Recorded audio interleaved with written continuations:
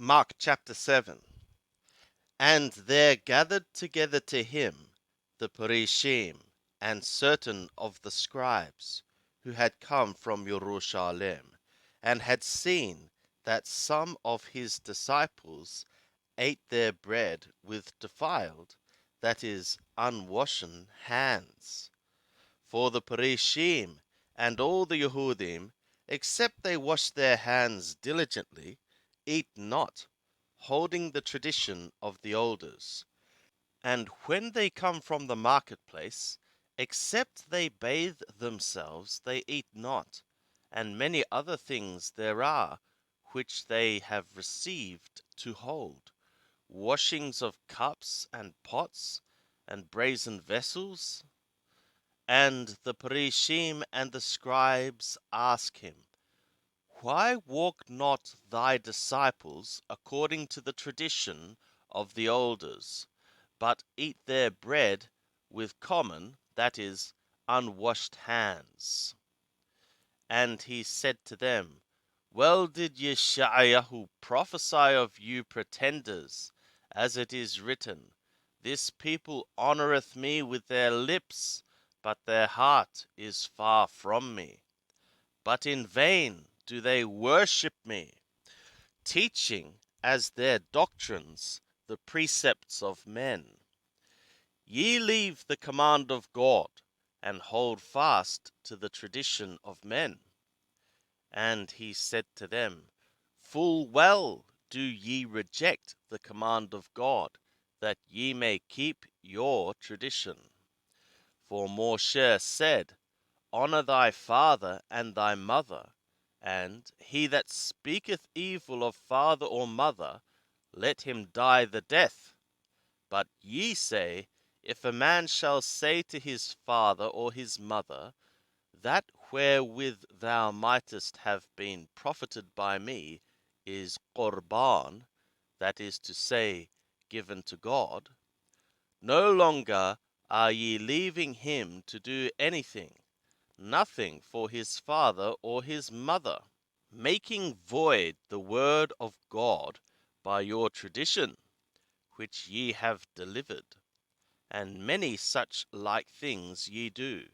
And he called to him the multitude again, and said to them, Hear me, all of you, and understand. There is nothing from without the man, that going into him can defile him, but the things which proceed out of the man are those that defile the man. And when he was entered into the house from the multitude, his disciples asked of him the parable. And he saith to them, Are ye so without understanding also?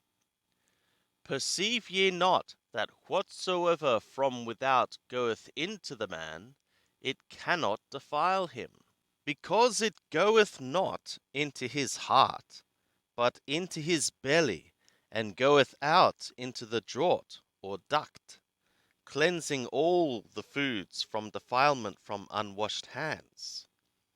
And he said, That which proceedeth out of the man, that defileth the man. For from within, out of the heart of men, evil thoughts proceed, sexual sins, thefts, murders, adulteries, covetings, wickednesses, deceit, lasciviousness, an evil eye, railing, pride, foolishness. All these evil things proceed from within, and defile the man. And from thence he arose, and went away into the borders of Dor and Sidon. And he entered into a house, and would have no man know it, and he could not be hid. But immediately a woman, whose little daughter had an unclean spirit, having heard of him, came and fell down at his feet. Now the woman was a Greek, a Syrophoenician by race, and she besought him that he would cast forth the demon out of her daughter. And he said to her, Let the children first be filled, for it is not meet to take the children's bread, and cast it to the dogs.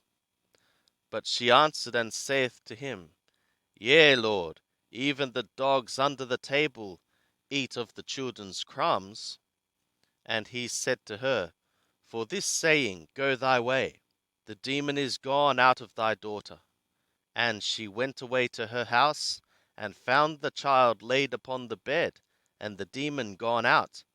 And again he went out from the borders of Thor, and came through Thidon to the sea of Galilee, through the midst of the borders of Decapolis.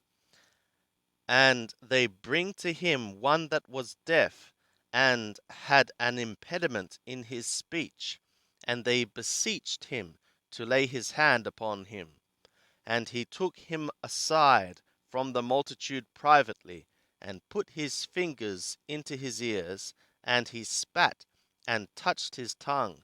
And looking up into the sky, he sighed, and saith to him, Ephphatha, that is, be opened.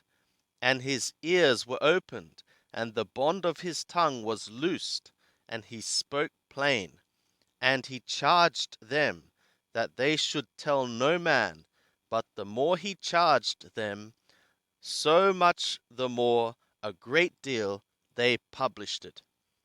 And they were beyond measure astonished, saying, He hath done all things well. He maketh even the deaf to hear, and the mute to speak.